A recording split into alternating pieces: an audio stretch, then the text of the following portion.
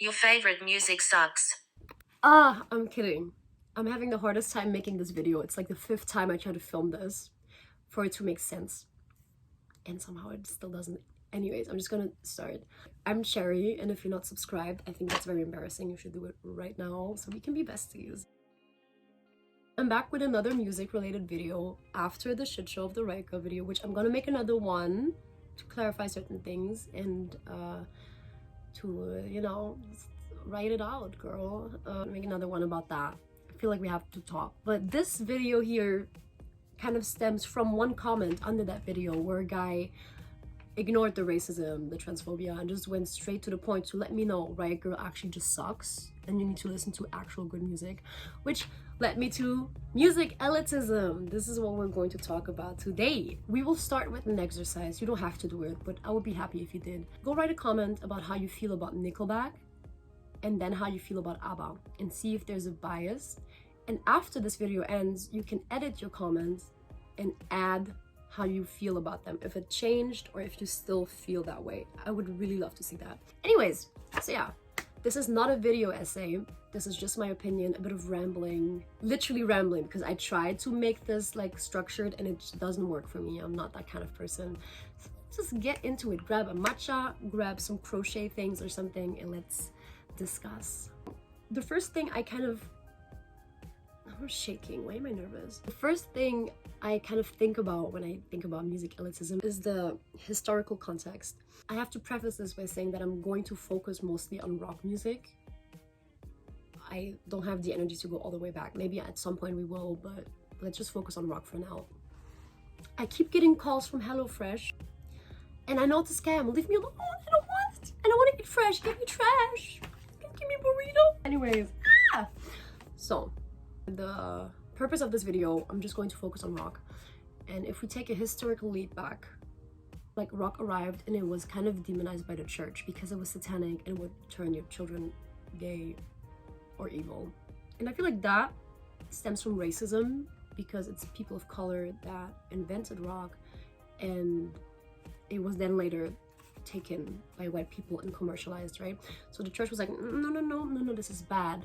If you want to be a good person, if you want to be part of us, the society, you have to like reject that. And that created a sort of like drift between society and people who liked rock music, which then they created their little scenes to not feel alone, because you're not going to just live lonely just because you like a certain type of music, right? So the outcasts created their own society in terms of subcultures and everything. And we see that again with hippies during the Vietnam War, which they used music as a vessel for the message of, hey, we don't want war, we hate capitalism, we just want love, fuck this shit, fuck the government. And you could clearly see the difference in lifestyles between like the society and the hippies. They had different clothing style, different ethics and morals. They were just really detaching themselves from societal norms. And we have that still with punk later on, and then with goth, and with like etc., all the other subcultures that were created after that. Really back in the day, that the core message was, hey, we don't want to be part of this, we're going to create our own thing. And I feel like that's how the praise of individualism started, because people were super inclined to, instead of just going this way that everyone is going, create their own like person, dress the way they want, reject popular things, and be an individual with their own ideas and morals and all that jazz.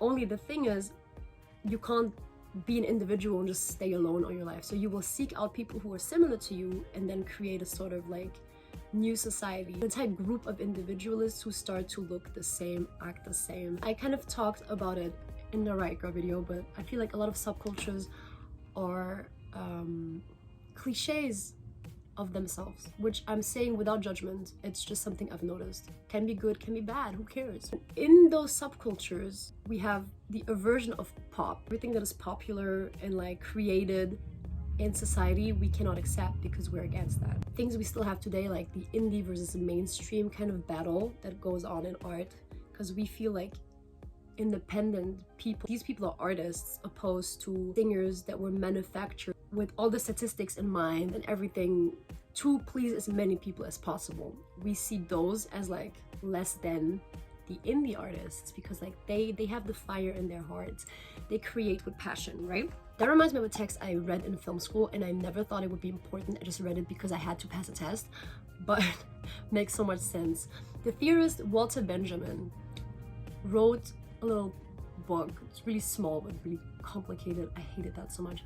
It was called Art in the Era of Reproduction, and in it he kind of talks about how art created wholeheartedly has an aura, basically an aura that you cannot replicate if you replicate the art, because through reproducing art to commercialize it, it loses its quality and therefore loses its aura. This idea kind of is very interesting because it really reflects on how we feel about art. Like an artist that really worked their ass off to make it big, and where the lyrics really come from deeply within and we connect to it on a spiritual level, kind of. Every few years there's this new pop star that pops up.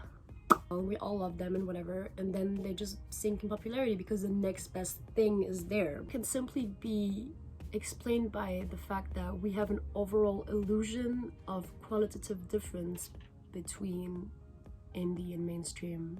There's something about it that just feels more authentic to us and maybe more valuable.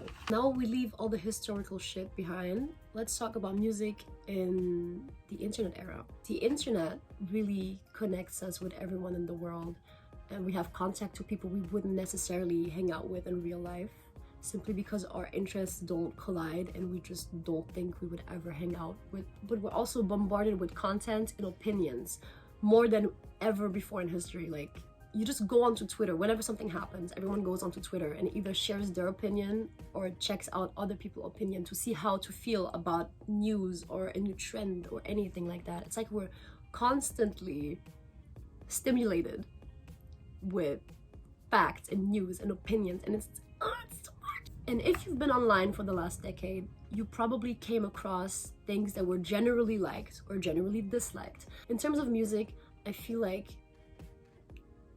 everyone loves Toto, Africa by Toto. Name one person who hates that song. You play it at a party, everyone goes crazy.